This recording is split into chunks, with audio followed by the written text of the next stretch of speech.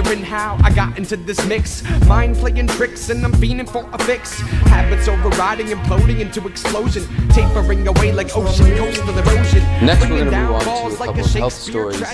This first one comes from truthandmedia.com.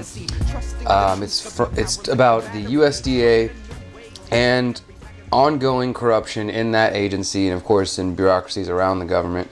Food safety and environmental groups demand investigation into USA. A group of scientists are calling on the U.S. Department of Agriculture to investigate claims of suppression of research on the dangers of a controversial class of pesticides. I've talked about this before. If you go back to our older videos, you'll find one on neonics, neonicotinoids, which are a class of pesticides that are based on nicotine and are being shown more and more to be probably poisonous to not only bees but to other animals. On May 5th, 25 organizations representing farm workers, environment and food safety organizations sent a letter to officials within the USDA and Environmental Protection Agency calling for an investigation into claims that scientists are facing pressure and retaliation for research that prevents the controversial neonicotinoid insecticide in a negative light. The group say that they are concerned with a recent report from Reuters detailing threats to scientists who speak out about dangers of the pesticide. These threats include suspension without pay and threats of damage to careers. The scientists filed a petition in March asking for more protection. They said, quote, "The action filed on Thursday by the Public Employees for Environmental Responsibility, an advocacy group for local, state, and federal researchers, came less than a week after the World Health Organization group found the inactive ingredient in Roundup, glyphosate, the world's best-selling weed killer, is, quote, probably carcinogenic to humans.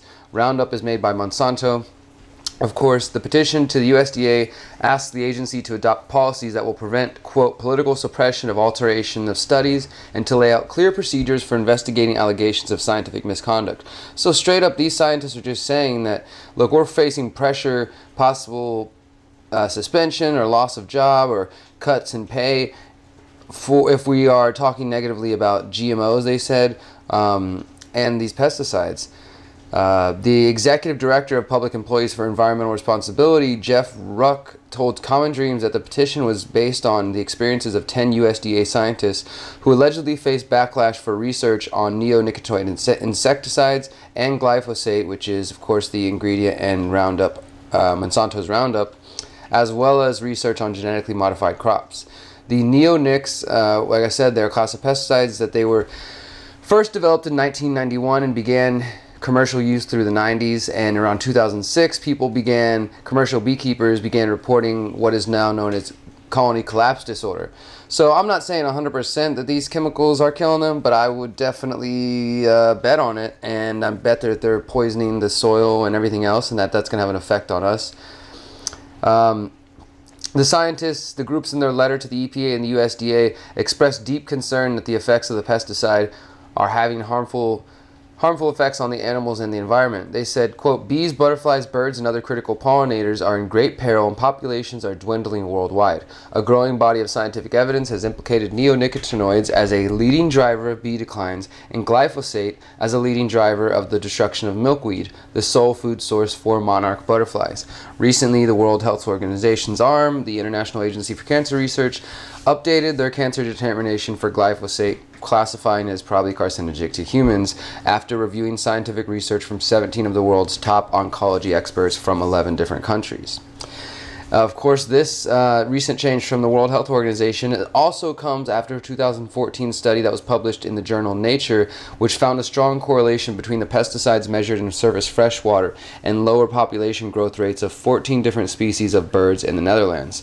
That study suggests that the bird population may be drinking infected water or feeding their offspring infected insects. There's even more recently, we have a study from Swedish scientists showing that it's the first study of neonicotinoids in the wild. They examined 16 patches of land with canola seeds, half of which were sprayed with the pesticide and the other half which were not. The researchers found that wild bees displayed negative health effects, while honeybee populations, which pollinate crops with assistance from humans, did not display the illness. A second study found that in laboratory tests, bees are not deterred by the pesticide, but may in fact prefer the crops sprayed with the chemicals. This could indicate an addiction to the nicotine in the pesticides, and both of these studies were published in the journal Nature. And the lead author on this study said that the reduction in bee health was, quote, more dramatic than I ever expected. He told Reuters that the bees sprayed with a pesticide also had not gained any significant weight compared to the normal colonies. And these scientists ended their letter with this question, which I think is a very powerful question and one that we all must ask. If the USDA is censoring and suppressing its own scientists who are calling into question the hazards of these dangerous pesticides, how can the USDA be expected to co-chair this task force and develop a meaningful federal strategy that will truly protect bees, birds, monarchs, and other critical pollinators, and not a strategy that only protects the profits of the pesticide industry? And this is all around, guys. This is government corruption all around, not just in the health industry. How do we stop that? Well, for one, stop freaking buying Roundup, stop supporting these mega farms and farming industries that use Monsanto and use these pesticides. You know, even if you think GMOs are going to do good things, which they don't, do some better research. You know, talk to me about that. One of the side effects of GMOs seems to be this increase. Now, I'm not saying the technology in some possible future couldn't be used in a way that didn't require such pesticides, and we just haven't got there. But I also tend to think that playing God and messing with nature is probably not the best thing, and I think there will be effects, and we can't really measure what those are going to be exactly, but we're starting to see them, it seems. In general, though, there's corruption all over the government, and whether it's the influence of companies like Monsanto or these other pesticides, Dow Chemical and the others, it's happening, and the only way it's going to stop is if we stop supporting it and stop funding it. So stop paying taxes, stop supporting these industries.